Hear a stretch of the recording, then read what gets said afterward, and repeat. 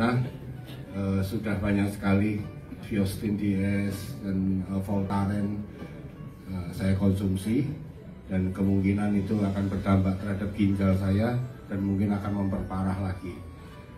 Ketemu SOP, saya diperkenalkan oleh Pak Budi Darwin dan Pak Steven. Mereka berdua prospek saya di kafe. Terus saya join 6 hari, pinggang saya sembuh, saya kembali ke kantor dan saya join Diamond.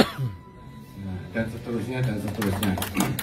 Nah, karena saya dengan keyakinan itu, pada saat saya kembali dari Jepang, terus bayar utang kerjaan karena sudah ninggalin sekian lama, AFC ngajakin saya 10 hari ke Jepang gratis, makanannya luar biasa, dahsyat, all you can eat.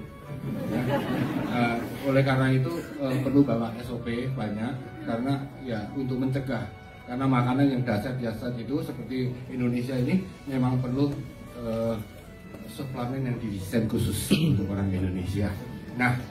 Nah ini Pak Joshua, pengalamannya Pak Joshua, biar Pak Joshua yang cerita sendiri. Saya hanya membantu bercerita pada saat Pak Joshua tidak sadar. Kalau Pak Joshua tidak sadar kan nggak ngerti ceritanya. Jadi saya nerusin. Nah nanti penutupnya beliau lagi. Nah silakan Pak Joshua. Boleh mulai. Selamat malam, terima kasih Pak Andreas Lugito. Perkenalkan secara singkat, nama saya Joshua. Profesi saya fotografer majalah dewasa.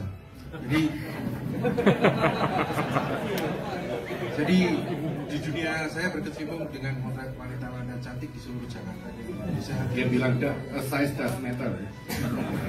Oke, saya anak buah Pak Andreas Lugito, bisa dikatakan begitu karena beliau adalah senior. Beliau adalah makeup artist profesional di MNC Group, di SCTI, Indonesian Idol dan sebagainya. Itu saja. Nah, di bulan Maret tahun ini bobot saya adalah 95-96 begitu, dan saya merasa sudah terlalu gemuk kalau motret model-model yang cakep-cakep di kolam renang, di pantai, di pulau, itu cepet capek. Akhirnya saya memutuskan untuk diet. Sayangnya dietnya ngawur tanpa pendamping. Kayaknya bukan itu aja. Anda kan waktu itu ngomong sama saya itu Pak, kalau foto nggak pede, soalnya sini cakep-cakep kan. Dia maunya kayak raja minyak. Jadi saya dietnya mengurangi secara drastis volume nasi yang saya makan menjadi sedikit sekali. Terus kalau lapar buah, terus-terusan gitu. Tetapi memang yang terjadi adalah selama sebulan saya turun 25 kilo. Kelihatannya wow gitu. Jadi kalau motret sambil ganti model-model cantik itu pede gitu. Cuman saya mulai bingung karena gitu, ada apa yang terjadi. Nah suatu hari habis motret bikinian di kolam renang, saya duduk beristirahat, kok badannya lemas. Oke, istirahat sebentar. Malamnya saya masuk sebuah rumah sakit di daerah Jakarta Barat, terus tertidur. Menurut cerita istri, anak, dan rekan-rekan sahabat selama 5 hari. Tentu saya tidak tahu apa yang terjadi selama koma. Jadi kembali ke beliau lagi. Ya, jadi tepatnya ini saya nggak nyangka dari UGD, biasanya kan rawat inap gitu lah. Setelah sekian hari, karena saya sibuk, jadi saya nggak aktif di sosmed. Begitu aktif di sosmed, dia bilang, Joshi di ICU. Tanggal 21 itu, Joshi di ICU. Langsung besok paginya saya ke rumah sakit, saya bawa SOP. Pagi saya temenin istrinya, mana dokternya nih? Belum. Caranya gimana ya, mau ngomong sama dokter. Itu sempet bingung. Jadi saya banyak konsultasi dengan dokter Luigi. Dokter Luigi mana? Oh, dokter Luigi yang ngasih saya semangat. Bisa Pak, lewat NJT. Oh itu Pak dokter, terima kasih dok. Anda menyemangati saya. Ngadepin dokter kayaknya ya. wah saya mesti ngomong apa gitu. Alasannya ketemu dokter aja sulit. Akhirnya bersama istri beliau, ayo coba. Biasanya kan pasien baru konsul dokter. Konsul, tujuannya cuma ketemu dulu kan. Nah dokternya cerita, ini belum sampai ke SOP. Belum cerita dokternya. Akhirnya saya ini heran, ini lihat loh Pak. Ya Bu, ini Pak Joshua ini Pak Indro kan dipanggil. Pak Indro ini sebetulnya dari pemeriksaan seperti ini, ya gula darahnya sekian, tensinya sekian. Ini harusnya tuh sadar kemarin. Maksudnya kemarin itu harusnya sadar. Tapi kok ini nggak sadar? Saya suspek, saya mencurigai ini terjadi kerusakan di otak, saraf otak. Jadi perlu CT scan. Tapi CT scan sulit di situ karena mesinnya rusak. Jadi CT scan-nya harus di rumah sakit lain, dikonsul ke rumah sakit lain. Sedangkan ini gimana nih Pak Bu? Kalau saya suruh copot ini selang, di sini ada selang, ini ada ini nih. Ini semua selang semua nih. Ini kalau saya copot orangnya mati nggak kira-kira? Waduh, iya dok, bahaya juga ya. Sampai akhirnya, dok, kita bicara alternatif ya dok. Ini ada produk yang Jepang, ini punya paten, ini dia 3 paten, ini uji klinisnya seperti ini, dia punya GMP, dia punya JES ya, JES itu full natural ya, there is no chemical in your factory kan. Oke. Jadi lo malah dokternya dipresentasi. Dok, tapi ini ada satu tabel dok yang saya tidak tahu. Dokter lebih tahu ini. Tujuannya sebetulnya kita sudah banyak tahu dari dokter Wiki ya, dari Pak Ernest kan udah tahu. Tapi kan kita harus pura-pura gitu. Wih dokter ya seneng gitu kan. Ini bagus nih, begini. Ini brosurnya buat saya ya. Ya dok saya lagi kasih 5 lagi.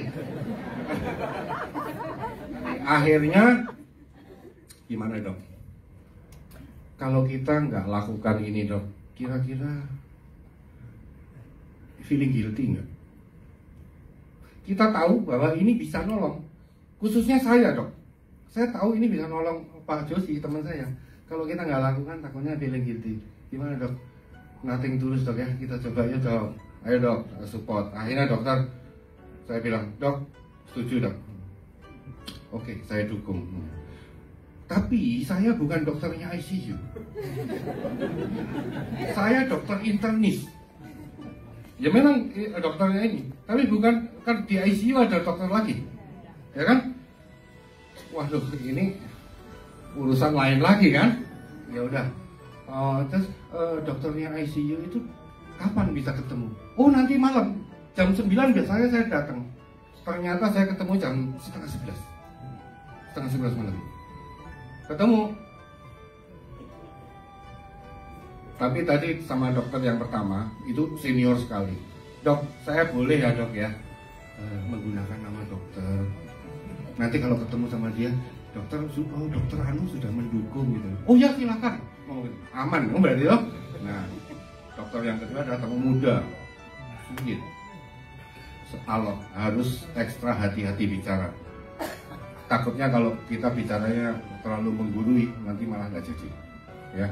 Jadi tanggal 23 saya ketemu nego dengan dokternya support, dokternya nggak menjawab macam-macam. Setelah dia yakin, dia panggil asisten. Nih, masukin ke NJT ya. Gitu. Terus dokternya tanya, ini dosisnya berapa?